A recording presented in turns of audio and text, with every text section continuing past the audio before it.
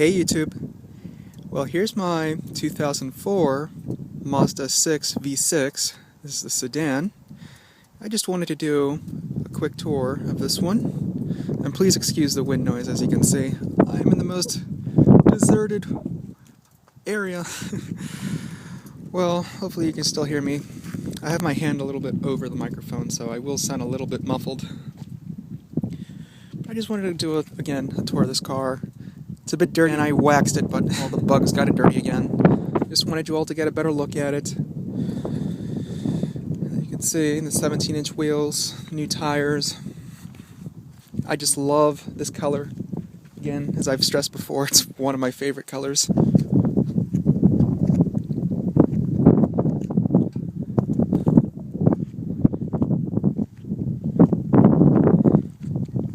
You can see the dual exhaust.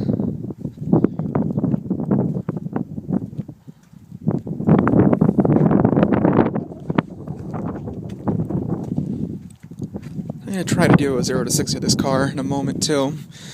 But yeah, this car definitely can use a good spoiler. I like to get the factory style spoiler. I don't want the lip. I know the sedans come with a nice little spoiler that comes in the end here. Some tints would also be pretty good. And definitely some fog lamps. I know I can get some replicas of the factory style fog lamps for roughly $50 on eBay. And definitely this car can use some HIDs. It has projector lamps already, so HIDs would look perfect in this car. Let's start it up. I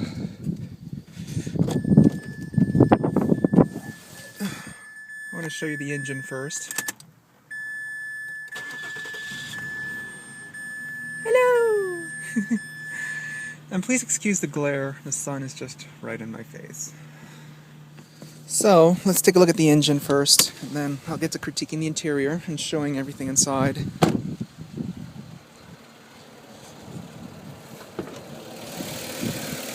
This is Ford's 3-liter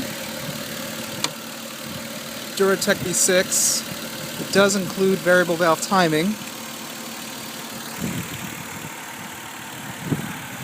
Electronic throttle, so I really can't rev the engine from under here.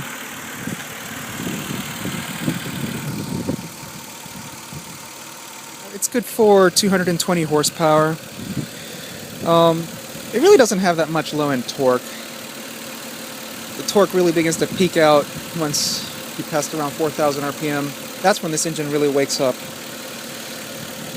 It's quite comparable to Honda's V6 engines. You really have to rev them hard to really get torque out of them. But I guess that's the fun part of this engine.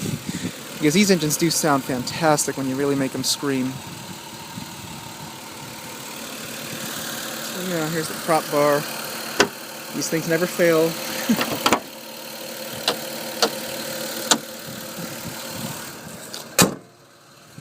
Yeah, you can see all the bugs are back onto it again. I had this car spotless 2 days ago.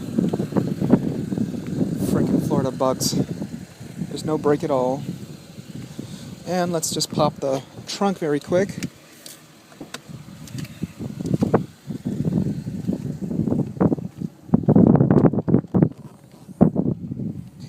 It's a fairly large trunk, and the seats do fold down. 60/40 split seating. Got a little toolkit right there. Never leave the house without one. You can see, jack storage will be under here. Trunk light. And the spare tire as well. It's going to be a little donut. Aw, I hate donuts. I do prefer full-size spares. But yeah, that's what I have. Again, you pull these handles to make the seats tumble down so you can fold them. Just grab it right here. But yeah, it's a large trunk overall. Considering this car does have a small ass.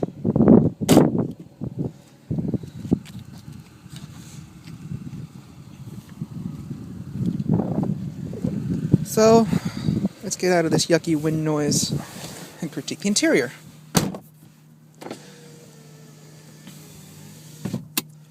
First off, these cars are fairly roomy inside. Lots of leg room. I'm 6'1", fairly comfortable, and you'll see in a moment that the back seat does have decent leg room. And interior quality isn't bad in many areas. Some spots quite low rent, but overall they did fairly well. We'll start off over the dashboard. Everything is soft touch above. Nicely padded. Little compartment up here. I know many of these break, especially with rough owners. They especially break around the hinges here, but hey, this car was a one owner. And it's in immaculate condition. It was owned by a woman too.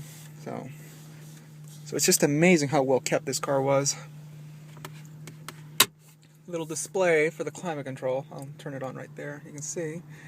And for the radio. Maybe I'll leave the AC running because it is quite warm. Clock adjustments and to dim the display. Well, that only works once you have the lights on, you can see. Hazards, N-CD. It's an AM/FM radio. I do not have an aux jack or anything like that in this car, sadly, so somehow I'm going to have to hook up some auxiliary inputs to this car later in the future, or for the moment deal with some FM transmitters. Again, climate control is down here, 3 simple knobs. And please, again, I'm so sorry for the glare. Well, let me move the car around.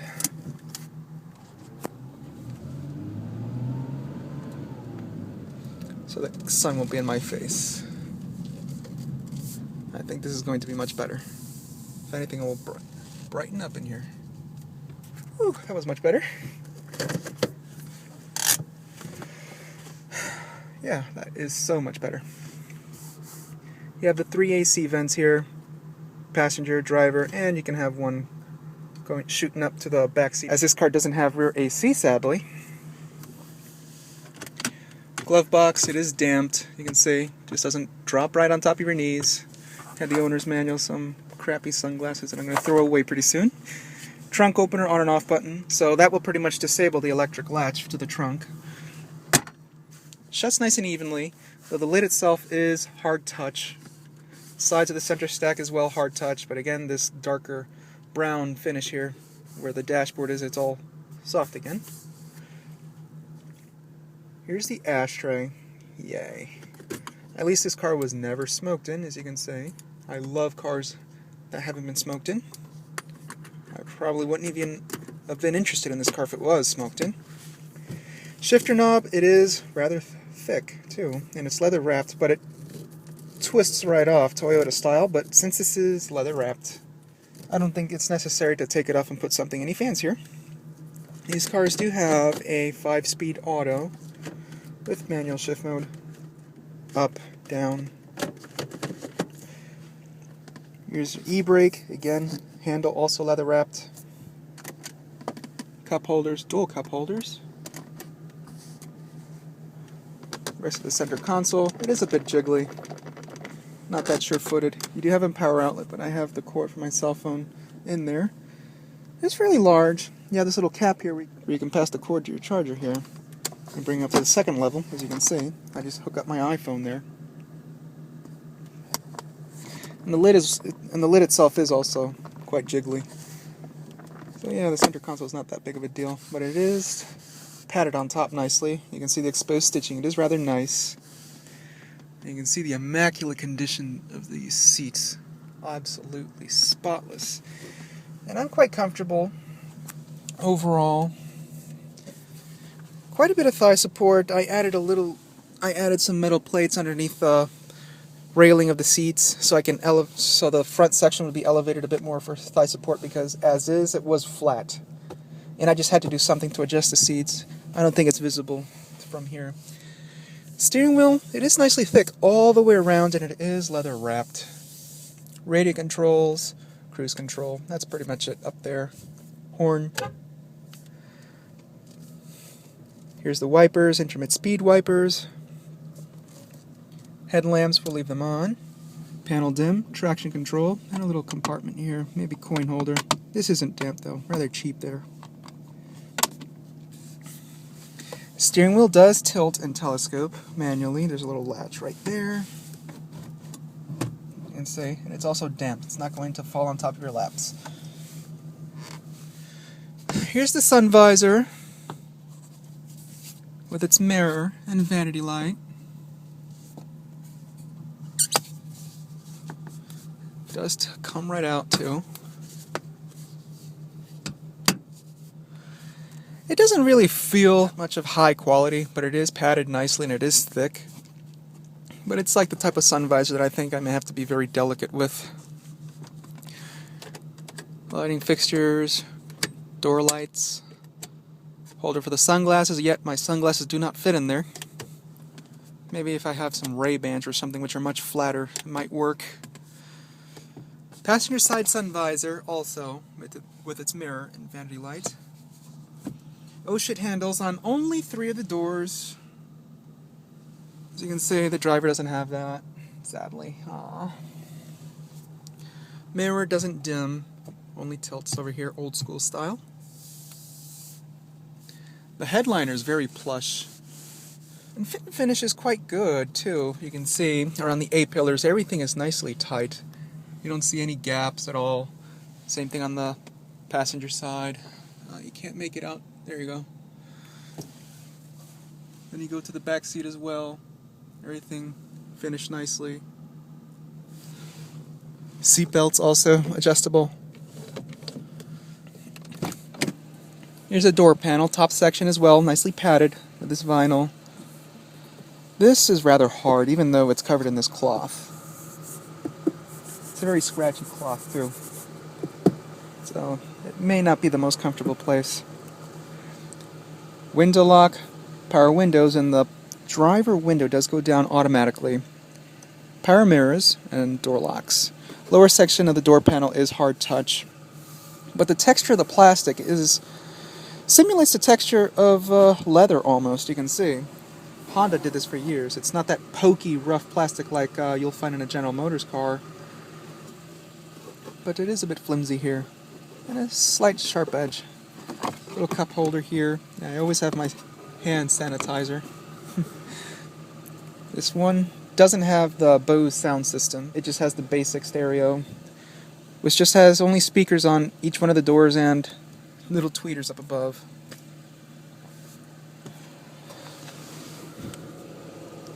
So let's... Oh, I already did the trunk already. The seat does adjust up and down, just like so. Backrests. And I had the seat adjusted comfortably to where I like it. Well, before I get to that, door panel as well carries over into the back. Soft touch up above, nicely padded. Slightly hard with this cloth here. And power windows, no door pockets. And you can see how beautiful these seats are. It was as if they were never sat in. Again, I'm 6'1", and the seat was adjusted to where I liked it. Still have a little bit of legroom right there. And the seat does offer nice thigh support. It's nicely elevated, as you can see. I'm pretty comfortable here. But yeah, I'm just about borderline over here when it comes to legroom. But still, it's not that bad. There's your seat pocket. Armrest. Comes right out. The dual cup holders up front. Nicely plush too. It is sure-footed. Again, so you get a better look at everything. Again, oh shit handles. They are damped. And some more interior lighting up above.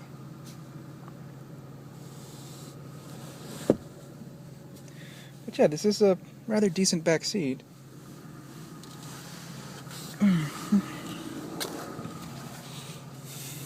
You have some latches here for those who want to hook up a child seat. You have 3 of them. One here as well.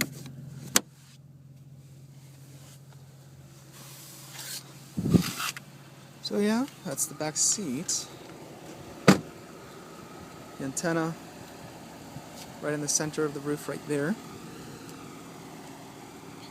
So yeah, that's pretty much all I can say about this car.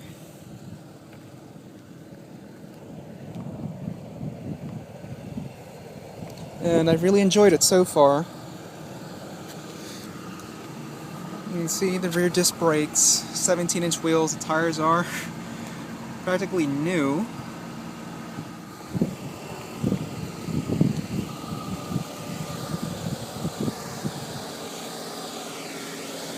So yeah, that's pretty much the tour of this car.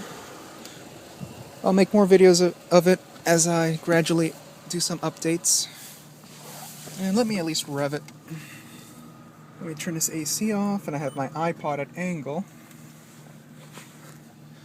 As you'll see in the mirror, you'll see my lonely iPod right there. That little black thing right there, supported by a little white box. So let's get to revving this one.